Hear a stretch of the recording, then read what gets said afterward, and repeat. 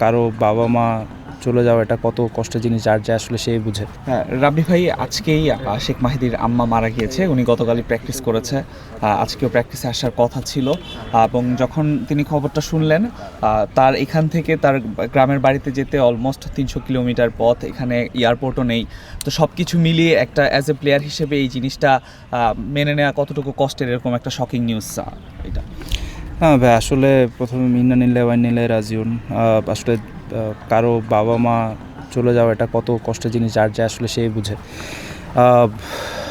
শেখ মেহেদী আসলে মানে কিছু বলার নেই এই জায়গাটাতে, কারণ এখানে আমি যাই কিছুই বলি, কোনো কিছুই আসলে এটার কোনো মানে নেই। তো আমার কাছে মনে হয় আমরা সব দোয়া করি আন্টির জন্য, আল্লাহ ওনাকে ব্যস্ত নসিব করুক।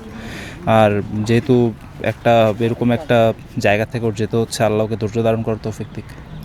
রাব্বি ভাই, কালকে যেহেতু ম্যাচ নর্থজনের বিপক্ষে, নর্থজন বলতে গেলে মিনি জাতীয় দল বলা যায়, জাতীয় দলের যারা খেলছে সবাই আছে। তো ওভারঅল উইকেটটা কেমন দেখলেন? আর উইকেটে দেখলাম কিছু ঘাস আছে, শুরুতে পেসাররা বাড়তি সুবিধা বা বাউন্স আদায় করে নিতে পারবে কিনা? না, ফার্স্ট অফ অল হ্যাঁ, ওরা খুব ভালো টিম, মাশাআল্লাহ। আমরাও আল্লাহর মতো খুব ভালো টিম। আপনার 3 mm ঘাস আছে বললো উইকেটে, হ্যাঁ দেখলাম উইকেট খুব শক্ত। তো আমার কাছে মনে হয় প্রথম 10টা ওভার একটু খেলা শুরু, 10টা ওভার একটু চ্যালেঞ্জিং হবে ব্যাটসম্যানদের জন্য, বাট দিন গড়াতে গড়াতে আমার কাছে মনে হয় উইকেট আরও ভালো হবে ইনশাল্লাহ। আমার কাছে মনে হয় বগুড়ার উইকেট সবসময় স্পোর্টিং উইকেট ছিল, ভালো উইকেট ছিল, সবসময় রান হয় এই উইকেটে। তো I think it will be a good contest. পেসারদের কথা যদি বলি, টপ পেসার যারা আছে তারা আছে। স্পিনারদের কথা যদি বলি, নাসুম ভাই দুর্দান্ত ফর্মে আছে, অলরাউন্ডার সাইফুদ্দিন আছে। আসলে ওভারঅল কী মনে হয় আপনার অ্যাজ এ ক্যাপ্টেন, কি মনে হয় ব্যাটারদের চেয়ে আপনার বোলিং ডিপার্টমেন্ট কি একটু এগিয়ে আছে কিনা? হ্যাঁ ভাই, আমি ওভাবে বলবো না। আসলে আমার দোনোটা ডিপার্টমেন্টই আল্লাহর মতে খুবই ভালো, খুবই ব্যালেন্স টিম আমাদের। ইভেন স্পিনারদের আপনি যদি দেখেন, নাইম আছে, নাসুম, দুজনই ন্যাশনাল টিমের সবসময় নিয়মিত প্লেয়ার।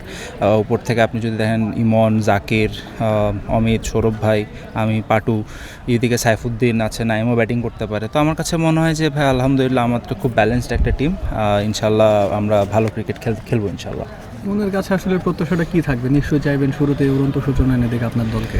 ভাই আমার প্রত্যাশায় ঢুকি ওরা ওদের বেস্টটা খেলুক, দ্যাটস ইট। এই পিচে আসলে কত রান চেস করতে চাইবেন, অথবা ফার্স্টে যদি ব্যাটিং করেন কত রান করতে চাইবেন? ভাই ওইরকম তো আসলে গদবাধা কোনো কিছু বলতে নাই, কিন্তু অবশ্যই যদি প্রথমে ব্যাটিং করি 300+ রান তো করার অবশ্যই প্ল্যান থাকবে, বাকিটা উইকেটের উপর। অবশ্যই চেষ্টা করব যে যদি আগে বোলিং করি, উইকেট যদি ওইরকম থাকে, খুব ভালো উইকেট থাকে, 300 রানের নিচে বুক করার। শেষ একটা প্রশ্ন করতে চাই, বগুড়াতে আসলে খুব বেশি খেলা হয় না, আন্তর্জাতিক ম্যাচ তো হচ্ছে না। ওভারঅল আসলে প্র্যাকটিস ফ্যাসিলিটিস কেমন দেখছেন? প্র্যাকটিসের যে উইকেটগুলো কেমন, ওভারঅল উইকেটটা কেমন? আসলে এই এত সুন্দর মাঠটা কি বঞ্চিত ছিল কিনা এতদিন, আর এখানে নিয়মিত খেলাটা হওয়া এখন উচিত কিনা? না, ফ্যাসিলিটিস খুব ভালো। হ্যাঁ, হয়তো একদম এখন বলবো না ওয়ার্ল্ড ক্লাস ফ্যাসিলিটিস, কিন্তু আলহামদুলিল্লাহ খুবই ভালো ফ্যাসিলিটিস, ইমপ্রুভমেন্টের জায়গা আছে। আর হ্যাঁ, বগুড়া, রাজশাহী এসব জায়গায় আমাদের আরও ফ্যাসিলিটিস ইমপ্রুভ করা উচিত এবং খেলা বাড়ানো উচিত।